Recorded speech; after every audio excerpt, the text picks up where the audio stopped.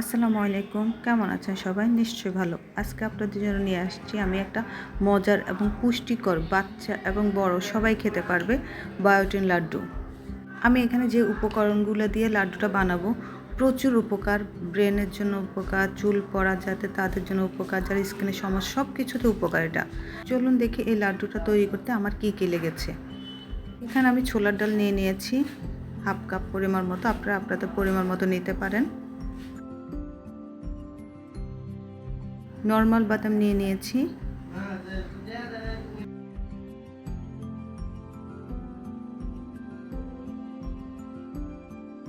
এখানে আমি সাদা তেল নিয়ে নিয়েছি এবং চিয়া সিড নিয়ে নিয়েছি। আমি যতগুলো পরিমাণ নিয়েছি সব 100 টাকার দোকানদার ভাইকে বলেছি, উনি আমাকে দিয়েছে।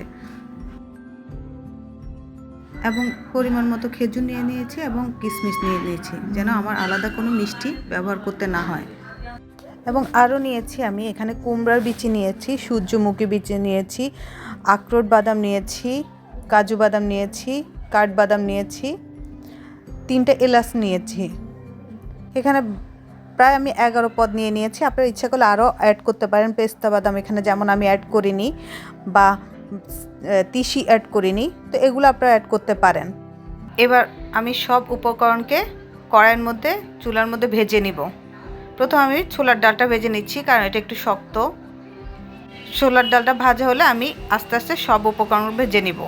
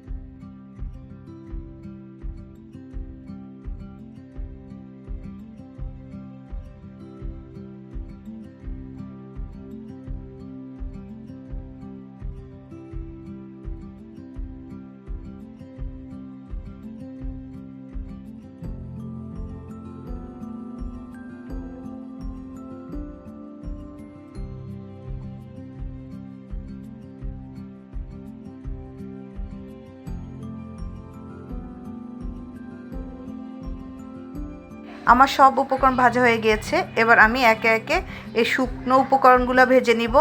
এরপরে আমি যে খেজুর এবং কিশমিশটা নিয়েছি ওটাকে আমি ভালোভাবে ব্লেন্ড করে নিব। খেজুরটাকে অবশ্য আমি 1 ঘন্টা ভিজিয়ে রেখেছি। এই যে দেখেছেন এখানে খেজুর এবং কিশমিশ ব্লেন্ড করা। এটাকে আমি চুলায় ভালোভাবে নাড়তে থাকবো এবং জাল দিতে থাকবো শুকানো পর্যন্ত, এক্সট্রা পানিটা শুকানো পর্যন্ত।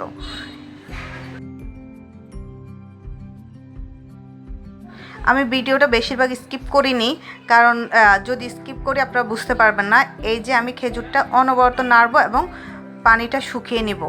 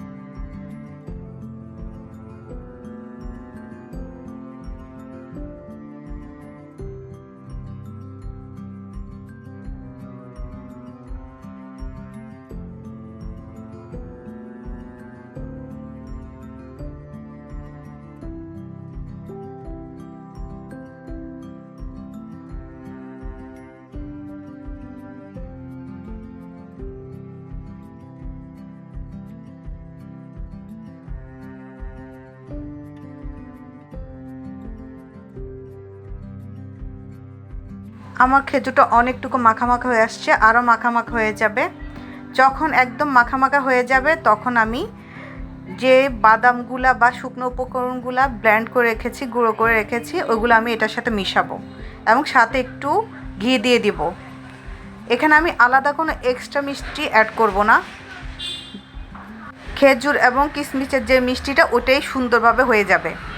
আমার খেজুরটা মাখা মাখা হয়ে আসছে। এখন আমি যে বাদামগুলা বা শুকনো উপকরণগুলো ব্লেন্ড করে রেখেছি এগুলো সব আস্তে আস্তে মিশাবো। মিশিয়ে এটাকে শুকনো একটা ডো তৈরি করব। শুকনো না, একদম নরমও না, একটা সুন্দর ডো তৈরি করব। সাথে কিছু ঘি মিক্স করব যেন সুন্দর একটা গ্রান আসে।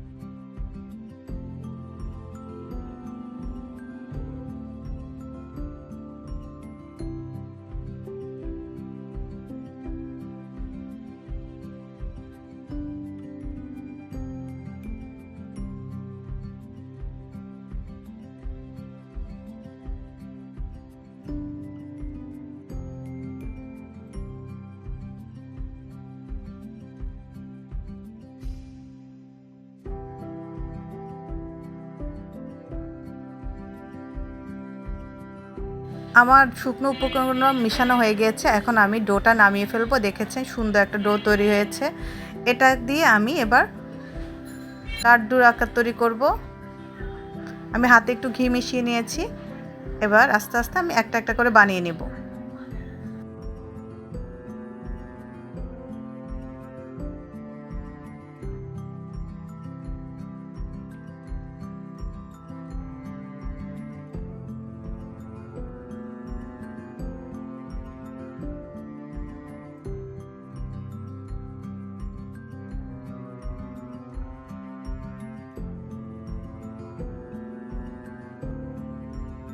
এই লাড্ডুটা সবার জন্য উপকার, বাচ্চাদের জন্য উপকার।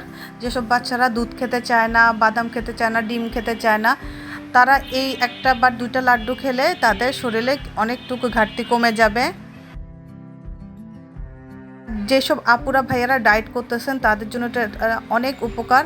দুই একটা খেলে শরীরে অনেক এনার্জি চলে আসবে। এখানে সব কিছুই খুবই স্বাস্থ্যকরভাবে তৈরি হয়েছে। আপনারা বাসায় ট্রাই করতে পারেন।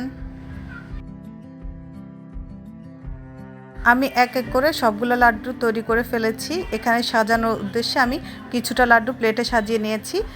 তো আপনাদের যদি আমার ভিডিওগুলো উপকারে হয়, ভালো লাগে, প্লিজ আমার চ্যানেলটি সাবস্ক্রাইব করবেন। ভালো থাকবেন, পাশে থাকবেন। ধন্যবাদ সবাইকে। আল্লাহ হাফেজ। আসসালামু আলাইকুম।